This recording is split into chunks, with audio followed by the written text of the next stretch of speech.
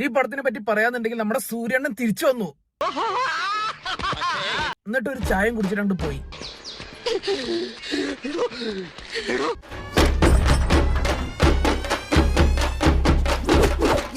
സുബ്രായി തിരിച്ചു കൊണ്ടുവരുമെന്ന് പറഞ്ഞ അണ്ണനെ നേരെ കൊണ്ടുവന്ന് ഫസ്റ്റ് ഹാഫിൽ കൊണ്ടുവന്നിട്ട് സെക്കൻഡ് ഹാഫിൽ നേരെ തിരിച്ചു കൊണ്ടുവരുന്നുണ്ട്.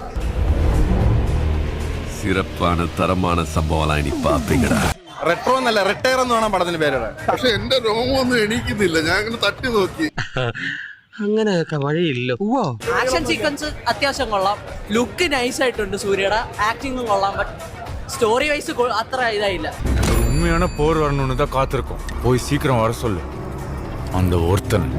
സൂര്യയുടെ ഇൻട്രോ മഞ്ഞ ഇൻട്രോ സൂര്യയുടെ one of the best intro എന്ന് പറയാം.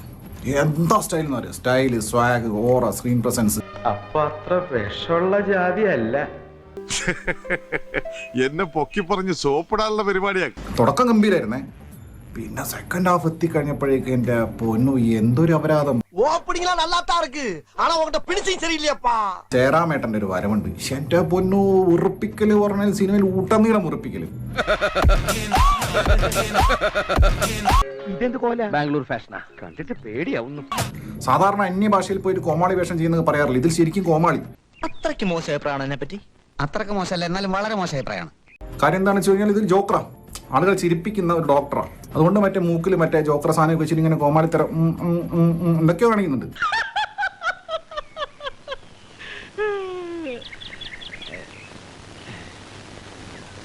ചിലപ്പോ ഞാൻ ഇങ്ങനത്തെ തല്ലിപ്പൊളി വിറ്റുകളും അടിക്കും. ജോജു ഉണ്ടായ ജോജു ഇതിൽ താനോസാണ്. ജോജുവിന്റെ ഒരു കയ്യൊക്കെ ഉണ്ട് താനോസിന്റെ കൈ പോലത്തെ. എന്റെ നമ്പരായി എനിക്കുള്ളത് മേടിച്ചിട്ട് വരാം. ഇല്ലെന്ന് പറഞ്ഞു കഴിഞ്ഞാൽ എൻ്റെ അപ്പോൻ ഇതുപോലത്തെ ഒരു നിർഗുണേഷ് എന്ന് പറഞ്ഞാൽ ഊച്ചാളി വില്ലൻ.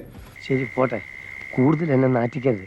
ഈ വില്ലന്റെ ക്യാരക്ടർ തന്നെ എഴുതി വെച്ചത് മോശം. അതോടൊപ്പം ഇദ്ദേഹത്തിന് കൂടെ ഇത്രയും വയ്യാത്തൊരു വില്ലനെ കണ്ടിട്ടില്ല. ഉള്ളവരൊക്കെ ഒട്ടുമിക്ക ആൾക്കാർ സൂര്യ ഒഴിച്ച് ബാക്കി എല്ലാവരും നല്ല രീതിക്ക് വെറുപ്പിച്ചിട്ടുണ്ട്. സൂര്യ കിഡുമായിട്ട് പെർഫോം ചെയ്തിട്ടുണ്ട്. പക്ഷെ എന്ത് ചെയ്യാനാ, ഇങ്ങനെ പടായി പോയില്ല. പിന്നെ ഒരു കങ്കുവ വൈബ് അവസാനമാകുമ്പോഴത്തേക്ക് ഞാൻ എന്റെ ബ്രില്യൻസ് മുഴുവൻ ആ പടത്തിലേക്ക് കൊണ്ടുവന്നിട്ടുണ്ട്. എത്ര ആലോചിച്ചിട്ട് എനിക്ക് പിടുത്തം കിട്ടുന്നില്ല. എങ്ങനെ നമ്മളെ പടം ഇങ്ങനെ പൊട്ടിപ്പോയത്?